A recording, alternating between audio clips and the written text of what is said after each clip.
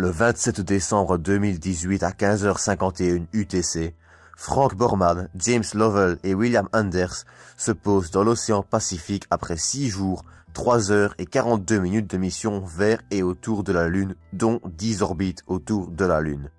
Ils sont les premiers à avoir pu contempler la face cachée de la Lune, à avoir orbité autour de la Lune et à avoir pu observer notre Terre dans son intégralité.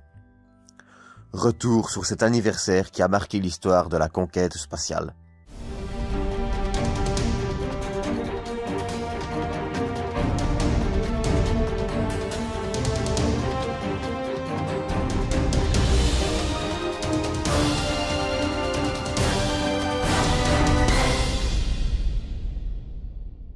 Il y a 50 ans jour pour jour, la mission Apollo 8 prenait fin, couronnée de succès. La Saturne V a effectué son boulot, malgré quelques légères difficultés, et l'équipage est de retour sain et sauf sur Terre après un séjour autour de la Lune.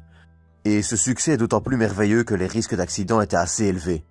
Sans rentrer dans les détails, cet épisode étant juste un épisode pour célébrer l'anniversaire de la mission, les échecs et les difficultés passées étaient nombreux, et beaucoup de problèmes avec la Saturne V, qui n'en était qu'à 2 vols je le rappelle, dont le dernier avait frôlé la catastrophe, notamment avec le 3e et le 2e étage. Autre exemple, la capsule n'avait volé qu'une seule fois pour Apollo 7 en octobre 1968. Et pour en rajouter une couche, le module lunaire n'avait pas encore été testé.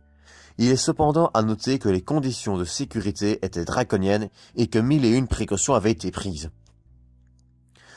Cependant, la mission n'avait malgré tout que 50% de chances de succès, un chiffre très faible.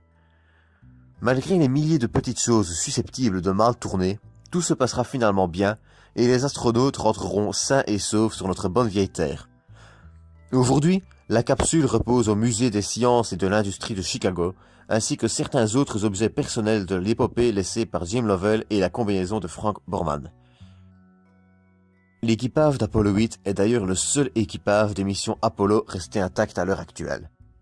Apollo 8, outre le nombre incroyable de premières réalisées, mais pour toutes ces informations je vous renvoie à la vidéo d'Astroblue sur le sujet, Apollo 8 donc aura surtout ouvert la voie aux missions futures, comme Apollo 11 qui verra le premier humain marcher sur la Lune. Mais Apollo 8 c'est aussi des photos, comme ce magnifique lever de terre que vous voyez actuellement, image devenue aujourd'hui célèbre, et il y a de quoi.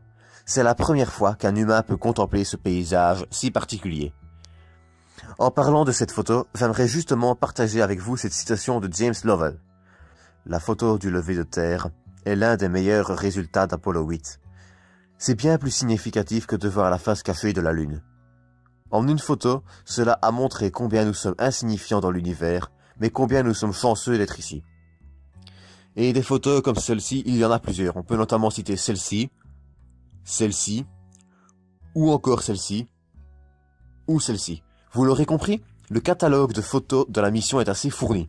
Des choses à dire sur Apollo 8, il y en a encore pour une vidéo d'une demi-heure, que je ferai d'ailleurs peut-être un jour.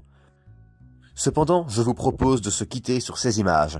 Cette vidéo n'étant pas ici dans le but de faire un récapitulatif complet de la mission, mais juste de célébrer cet anniversaire hors du commun. J'espère que vous appréciez cet épisode. Quant à moi, je vous dis à bientôt pour un prochain 5 minutes pour parler.